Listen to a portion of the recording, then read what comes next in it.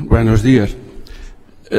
Já há muitos anos que todos nós, entre os médicos especialistas e os colegas da medicina geral, que sentimos necessidade de trocar algumas impressões. E, portanto, na falta do enquadramento legal de uma teledermatologia a nível nacional, começámos na região norte do país por fazer uma teledermatologia com acordos bilaterais com os centros de saúde. É esta a velha teledermatologia, a teledermatologia antiga, mas ainda está em uso. E fazíamos isso com os centros de saúde dentro da cidade do Porto e das cidades à volta do Porto. Consistia basicamente em, portanto, tirar dúvidas dos colegas de medicina geral e familiar, não tanto para enviar doentes para o hospital, e tiravam dúvidas essencialmente sobre patologia oncológica e patologia aguda. Depois, em 2014, portanto, começaram a criar um sistema de teledermatologia a nível nacional. Portanto, começou a funcionar na região norte, talvez por já termos hábito de fazer teledermatologia através do mail. É um programa coordenado pelo GTT e é suportado pela estrutura de hardware e software do próprio Ministério da Saúde. Portanto, a antiga região, portanto, à volta do Porto e dentro da cidade, acrescentaram depois o nordeste do país, portanto, o distrito de Bragança. É um distrito com acessibilidade fácil, mas com transportes públicos difíceis. Situa-se uma distância média de 250 km do Porto e não pertence diretamente ao nosso hospital. Pertence a um hospital a meia distância, que é o Hospital de Vila Real. No entanto, o Hospital de Vila Real tem apenas 2 dermatologistas, o que torna muito difícil o acesso às consultas. E isso vai fazer com que doentes com doenças potencialmente malignas fiquem à espera muito tempo. E para que isso não aconteça, o Hospital de Santo António, portanto, no Porto, o nosso hospital, ajuda o Hospital de Vila Real. E, portanto, os colegas do Nordeste de Portugal, sempre que acham que têm uma situação urgente, que é potencialmente maligna, em vez de mandarem para o Hospital de Vila Real, mandam por teledermatologia para o nosso serviço. Depois, nós respondemos, de um modo geral, tentamos fazer com que os doentes fiquem na região, isto é, não se desloquem ao nosso hospital, mesmo quando precisam de cirurgia, uma vez que a região de Bragança, do Nordeste de Portugal, não tem dermatologistas residentes, apenas tem dermatologistas nos hospitais e clínicas privadas, mas que vão lá fazer consultas. Ninguém reside permanentemente nessa área, mas os hospitais públicos têm a maioria das especialidades, incluindo a cirurgia, etc. E por isso, se não exigir técnicas especiais, tentamos que os doentes fiquem lá. Isto fez com que os colegas de Vila Real tivessem melhor resposta.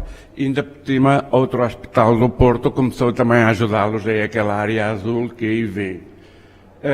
Portanto, quase todos os dermatologistas que trabalham nos hospitais públicos estão concentrados no Porto, só temos 2 realmente em Vila Real. Todos os centros de saúde daquela região participam, enviam doentes, um ou outro, enfim, não participa porque não tem vocação, enfim, há sempre alguma dificuldade em motivar os colegas, apesar da evidente vantagem de usar a teledermatologia. O Porto e arredores continuam a usar a velha teledermatologia, continuam a usar o mail. São consultas que não ficam registadas oficialmente, não são contabilizadas no trabalho de cada um de nós. Tenho tentado fazer um trabalho para eles passarem para a teledermatologia oficial e consegui já alguma coisa. Podem ver aí os números de 2014, a vermelho, em 14 consultas já passaram para 63 durante este ano, mas mesmo assim ainda houve 133 consultas por mail. Portanto, há todo um trabalho a fazer para convencer os colegas, mas é um pouco difícil porque usar o telemóvel e enviar logo dali do consultório sem mais atrasos para o hospital é muito atrativo, não é? Em 2014, os números que aí estão, das 435 consultas, 90% correspondem ao Santo António. Este ano, em 2015, já duplicamos essas consultas e o Santo António só já vale 50%, felizmente. Portanto, já há outros hospitais também a trabalhar na teledermatologia.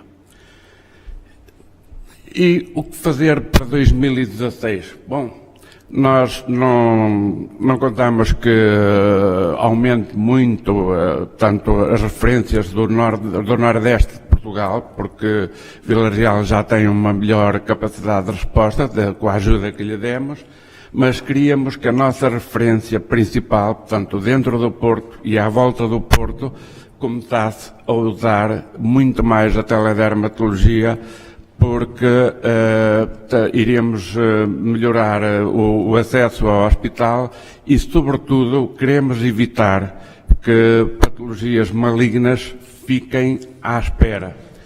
E por isso temos um plano para 2016 que já estamos a executar, que é fazer com que as lesões mais suscetíveis de teledermatologia, que são as lesões pigmentadas, passem a ser todas referenciadas em primeiro lugar por teledermatologia.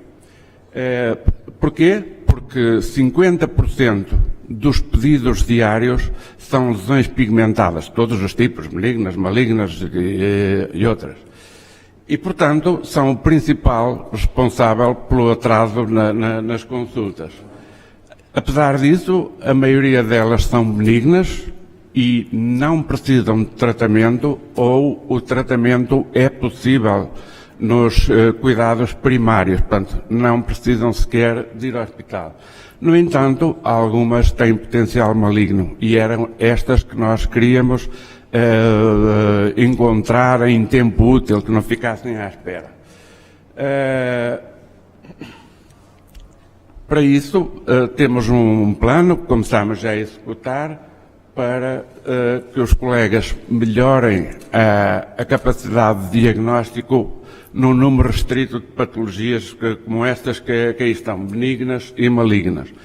E que nos nevos melanocíticos comecem a usar a regra ABCDE por rotina, portanto, a saber valorizar melhor todas as lesões pigmentadas que encontram. Portanto, tentamos ensiná-los, insistir com eles para para analisarem qualquer lesão do nevo melanocítico por essa regra.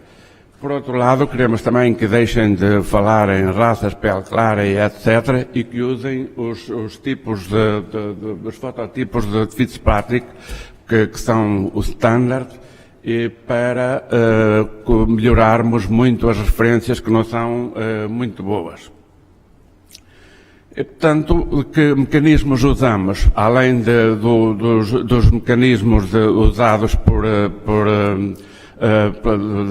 na própria teledermatologia, usamos também os fóruns científicos. Portanto, ainda há dias, há uma semana, nós temos cerca de 600 médicos de medicina geral inscritos no nosso fórum, que são bastantes, e, portanto, tentei sempre sensibilizá-los para usarem sempre a teledermatologia se pretenderem analisar uma lesão ou um número pequeno de lesões, se suspeitarem de um névoa atípico, se suspeitarem de uma lesão maligna ou de todos os casos, sejam pigmentados ou não, que eles considerem urgentes, incluindo doenças agudas, como eczemas, e os casos que lhe pareçam claramente malignos. Mais uma vez, lhes mostramos as vantagens da teledermatologia e os contras é apenas uma capacidade de diagnóstico um pouco menor do que presencial, desde que eles também tenham algum brio e se esforcem por fazer fotografias de qualidade, o que nem sempre acontece, para já não falar na história clínica, que é sempre de bastante má qualidade, e apesar de uma imagem, como se costuma dizer, presumo que que se diz em todo lado, que uma imagem vale por 1000 palavras, mas mesmo só 100 palavras são muito melhores do que palavra nenhuma. E se conseguirmos esses objetivos, queremos voltar a subir outros 100% no ano de 2016. E se continuarmos com este tipo de subida, dentro de 2, 3 anos teremos a velocidade de cruzeiro e uma teledermatologia no norte do país bem implementada e, com certeza, não deixar em espera nenhuma patologia que seja urgente.